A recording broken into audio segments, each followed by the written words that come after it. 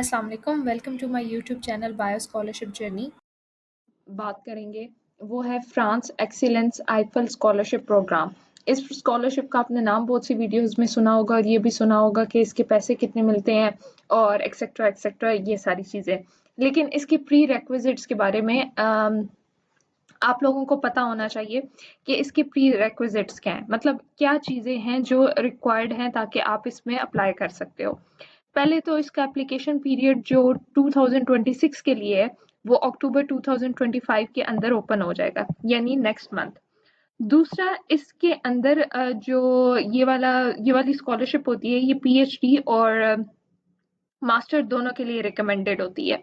और इसके अंदर आपको अप्लाई करने के लिए आपको नॉमिनेशन चाहिए होती है फ्रेंच एजुकेशन इंस्टीट्यूट की, ताकि वो आपको एनरोल करवाएं French excellence Eiffel scholarship programme के लिए। सादे लफ्जों में आपने पहले मास्टर्स और पीएचडी के अंदर किसी भी फ्रेंच इंस्टीट्यूशन के अंदर आपका एडमिशन होना ज़रूरी है और उसके बाद ही आप इस स्कॉलरशिप के अंदर अप्लाई कर सकते हैं।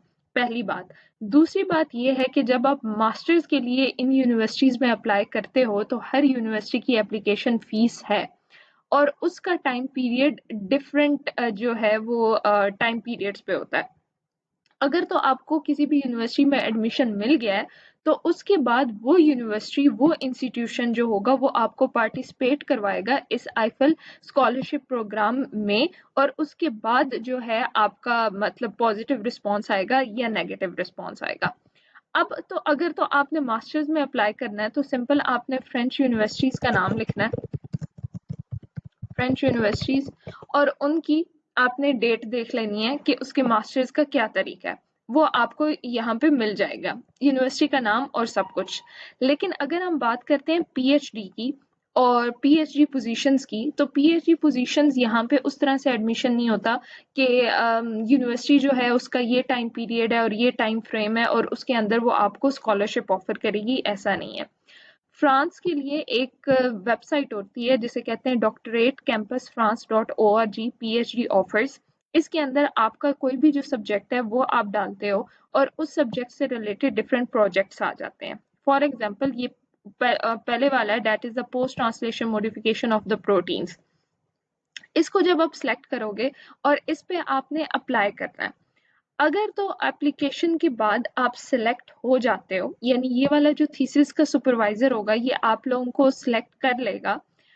अगर आपकी इस पे सिलेक्शन हो जाती है तो उसके बाद जो है ये वाली जो यूनिवर्सिटी होगी, वैसे तो ये सारे फंडेड पोजीशंस होती हैं, लेकिन उसके बाद ये वाला जो सुपरवाइजर होगा वो आपको सिलेक्ट करके आपको आईफल स्कॉलरशिप की तरफ लेके जाएगा, मतलब वो आपकी एप्लीकेशन जो होगा वो आईफल स्कॉलरशिप प्रोग्राम के अंदर सबमिट करवा देगा। सो इस तरह से आप लोग अप्लाई करते हो।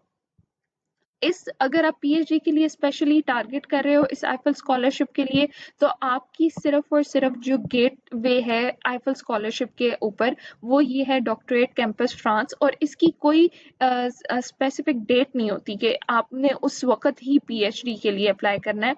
आपको एप्लीकेशन डेडलाइंस वो उन्होंने इधर दी हुई हैं, कुछ की डेडलाइंस गुजर चुकी होंगी, कुछ की डेडलाइंस अभी भी होंगी। आपको सारी की सारी इन्फॉर्मेशन यहाँ से मिल जाएगी। अगर किसी भी बात की समझ नहीं आ रही तो आप कमेंट सेक्शन में पूछ सकते हैं। ये याद रखें, आईफल स्कॉलरशिप पे अप्लाई करने के लिए आपको पहले उनके इंस्टीट्यूट में एडमिशन लेना पड़ेगा, उसके बाद आप उसके अंदर अपनी एप्लीकेशन करवा सकते हो।